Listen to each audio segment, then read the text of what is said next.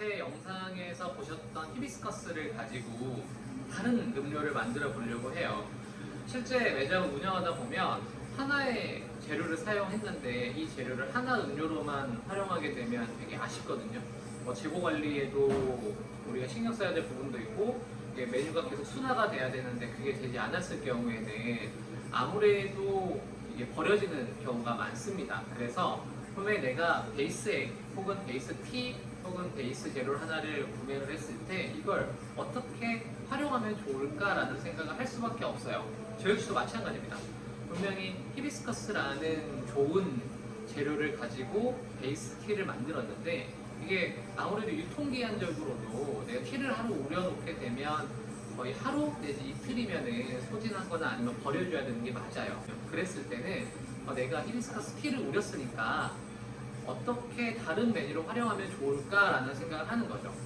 그래서 이번에는 준비를 해보는 게 밀크티로 한번 만들어 보자라고 생각을 했습니다.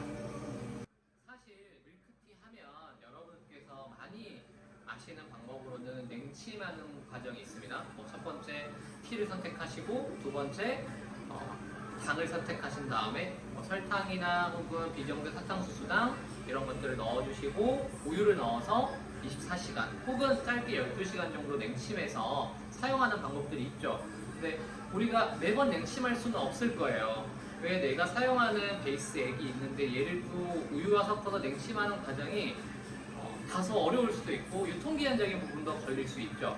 그래서 저도 고민을 많이 했어요. 그럼 바로바로 만들 수 있는 밀크티가 뭐가 있을까라고 하다가 히비스커스 티를 우리니까 여기에 좋은 과일 원재료를 사용하고 그 다음에 우유를 넣어서 바로바로 만들어드리는 밀크티를 만들어 보자라고 생각을 했죠. 그래서 그 포인트가 있어요.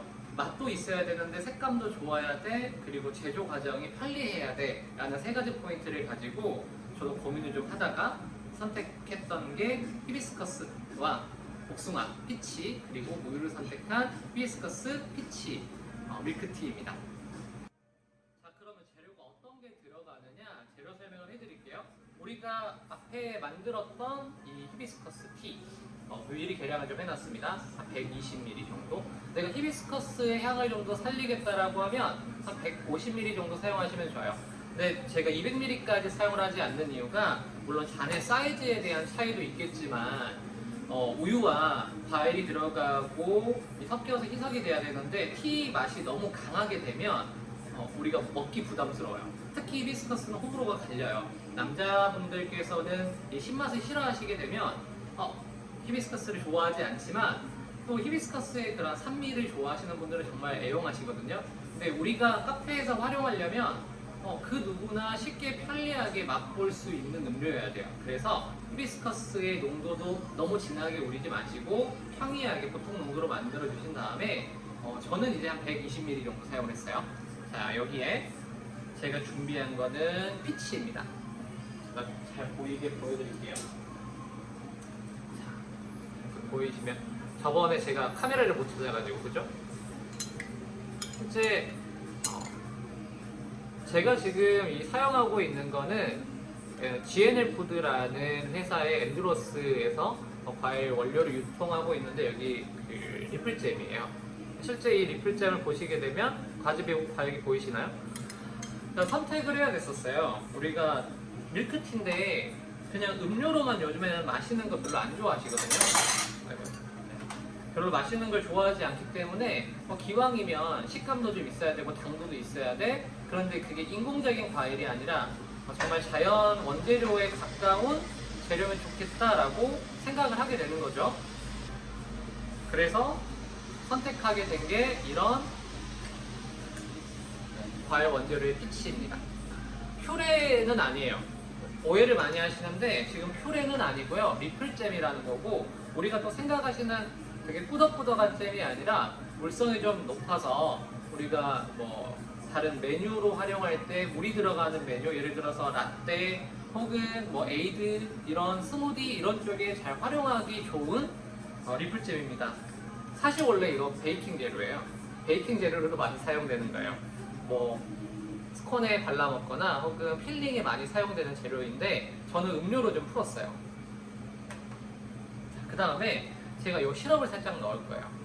저번 클립에서도 말씀드렸던 것처럼 이 시럽이 들어가게 되면 브릿지 역할을 해줍니다. 그래서 또 우유의 묵직한 바디감에 티가 너무 가벼울 수 있는데 이 당이 들어감으로써 연결고리를 좀 시켜주는 거죠. 제가 시럽을 적당히 잘 사용할 거예요. 계속 영상을 보시게 되면 시럽의 중요성을 이야기한다기보다는 음료로서 풀 때 이 시럽이 어떤 역할을 하는지에 대해서 종종 설명을 좀 해드릴 겁니다.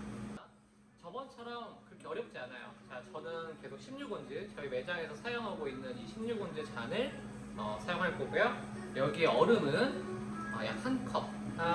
지금 보시면 가득 꽉꽉 눌러 담지 않았어요. 그냥 우리 스쿱으로 한 스쿱이라고 보시면 될 것 같아요.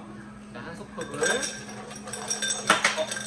네, 떨어졌지만 조금 부족해요. 이 잔이 16온즈인데 이제 볼이 좀 넓어서 제가 조금만 더 채우겠습니다.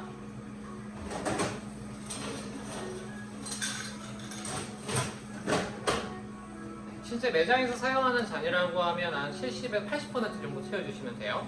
자, 여기에 먼저 우유를 따를 거예요. 어떻게 하냐면 이번에는 좀 무거우니까 티를 먼저 부어줘도 되는데 제가 두 가지 실험해봤거든요. 티를 먼저 부었을 때는 빠르게 섞이는데 우유를 먼저 넣고 티를 마지막에 부으니까 좀 부드럽게 천천히 섞였어요. 아지랑이가 피어오르듯이. 그래서 먼저 제가 우유 150ml 부어주도록 하겠습니다.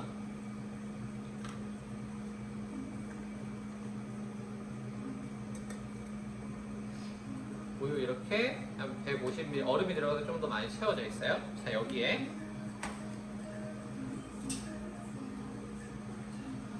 제가 준비한 시럽과 이 화이트 피치 리플잼을 같이 살짝 섞어줍니다. 시럽을 붓고 따로따로 붓는 것보다는 먼저 원재료 내에서 이렇게 섞어주시는 게 좋아요. 그래야 맛이 먼저 잘 섞입니다. 따로 놀지 않아요.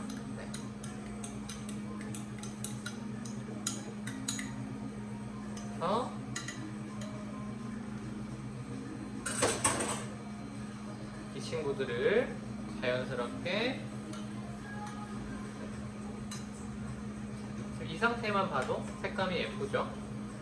여기에 티를 히비스커스 티 준비한 걸 부어주겠습니다.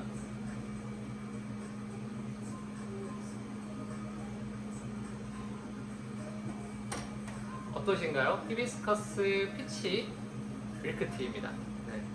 색감 괜찮으신가요?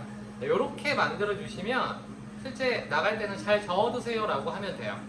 네, 그래서 제가 저번 시간에 말씀드린 것처럼 무거운 게 아래로 있고 위에가 가벼운 게 올라가야 그라데이션도 좀 되면서 투톤의 색깔이 예쁘게 완성이 됩니다.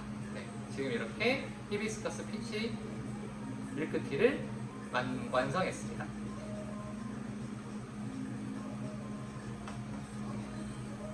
두 번째 클립에서는 이 히비스커스 내가 사용하는 주재료가 있고 이 베이스가 되는 걸 하나의 메뉴만 푸는 게 아니라 또 다른 메뉴로 푸는 거에 대해서 이야기를 해봤습니다. 그래서 두 가지의 메뉴 히비스커스를 가지고 한번 여러분들께서 홈에서도 만드실 수 있고요. 실제 매장에서도 활용하실 수가 있습니다. 그래서 한번 도전해 보시고 맛있게 만들어서 드셨으면 합니다. 오늘 감사합니다.